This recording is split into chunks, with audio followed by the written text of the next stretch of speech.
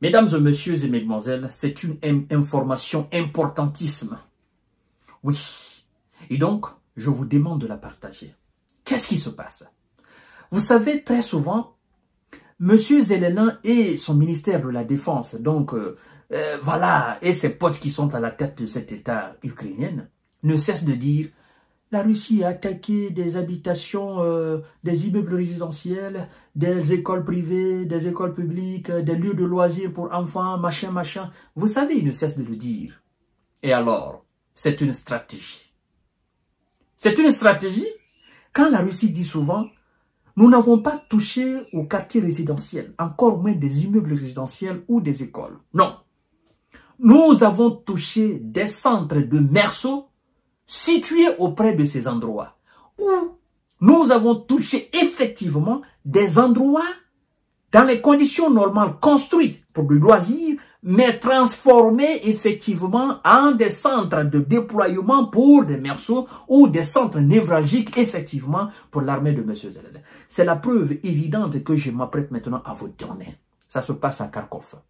C'est un centre de merceaux étrangers qui est situé sur le territoire d'un lieu de loisir. Vous vous souvenez de ce qui s'est passé, je crois bien, il y a quelques 6 mois de cela? C'était dans quelle ville d'ailleurs? J'ignore un peu le nom de la ville là. Ça fait beaucoup de bruit où on a parlé de 700 S envoyés, de 700 S merceaux et des formateurs envoyés au repos définitif. Vous vous souvenez? Et puis, les Russes ont mené une opération aussi contre effectivement un bâtiment, n'est-ce pas, des pompiers. En réalité, c'est un bâtiment de pompiers, des pompiers. Des gens qui sont censés effectivement éteindre les choses, machin. Mais qu'est-ce qui s'était passé là? Ce bâtiment avait été transformé en un centre logistique pour l'armée de M. Zelensky. Et effectivement, c'était un endroit de merceaux. Maintenant, voyons voir qu'est-ce qui s'est passé à Kharkov.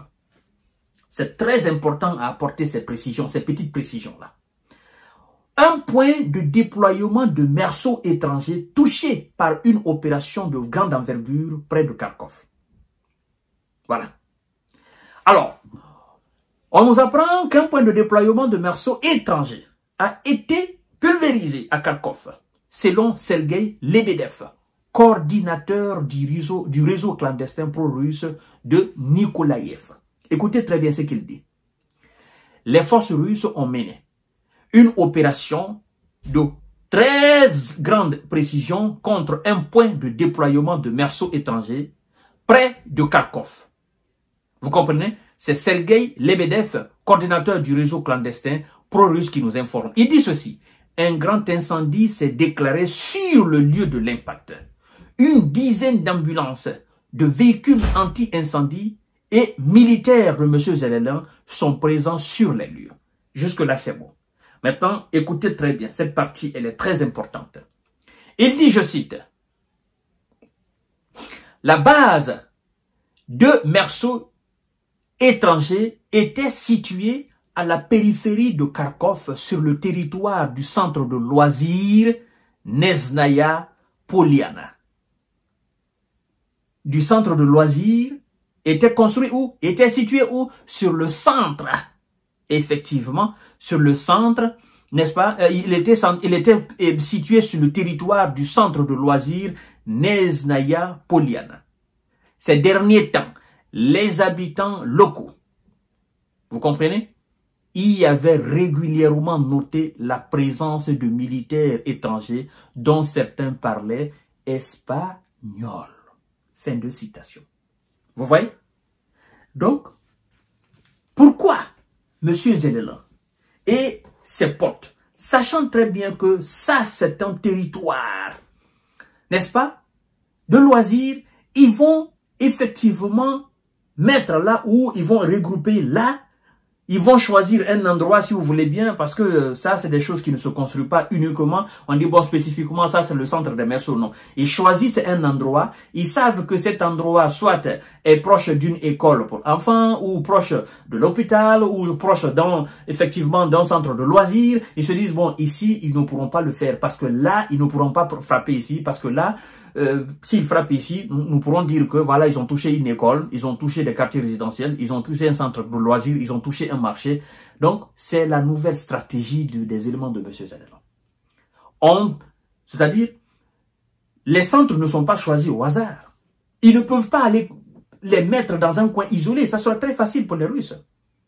Il faut aller les mettre dans des endroits qui peuvent vraiment toucher la sensibilité des gens.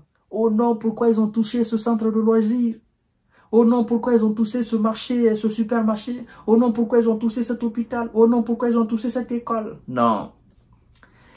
Il y a aujourd'hui des écoles qui ont été transformées. Des écoles, dans les conditions normales, quand on dit école, là, les enfants vont pour étudier, les gens, les écoliers, les lycéens, machin, ils vont pour étudier, dans les conditions normales.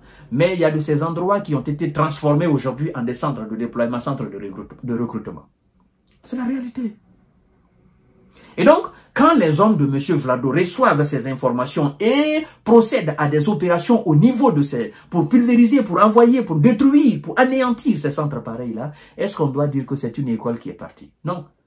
À la base, c'est une école, mais qui a été transformée par après à un centre de déploiement, à un centre logistique pour l'armée, à un centre ou à un dépôt de munitions, si vous voulez bien dire. C'est très facile. Toutes les maisons du monde peuvent être des écoles. D'ailleurs, toutes les maisons du monde sont des écoles. Il y a des gens qui donnent cours à leurs enfants à la maison.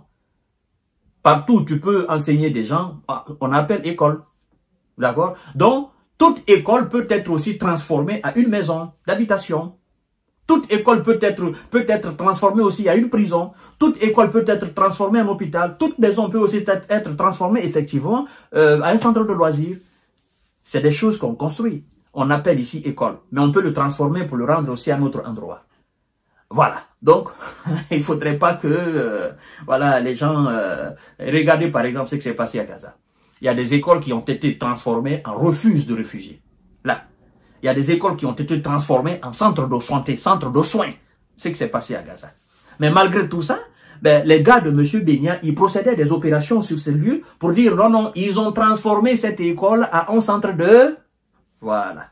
Donc, si effectivement ce qui s'est passé à Kharkov, que les hommes de M. Zelensky ont anéanti ça, ben, les habitants constataient déjà un regroupement de soldats étrangers dont certains parlaient anglais, espagnol et d'autres langues qui ne sont pas des langues ukrainiennes. Ben, écoutez, c'est parti en fumée. C'est ça. Je vous ai dit, quelle que soit la stratégie utilisée par ces gens-là, ils seront démasqués. Ils seront... Excusez-moi, ils seront démasqués et ils seront anéantis. C'est ça la réalité. Mais vous posez la question aussi, pourquoi on parle chaque fois de l'envoi des merceaux au repos définitif et il y a toujours des candidats? Il y a toujours des candidats parce que c'est qu'ils les reçoivent. Ces merceaux touchent en moyenne dans les bandes de 3 000 et 3 500 $. C'est un prisonnier de M. Zelensky qui l'a affirmé dans la main des Russes.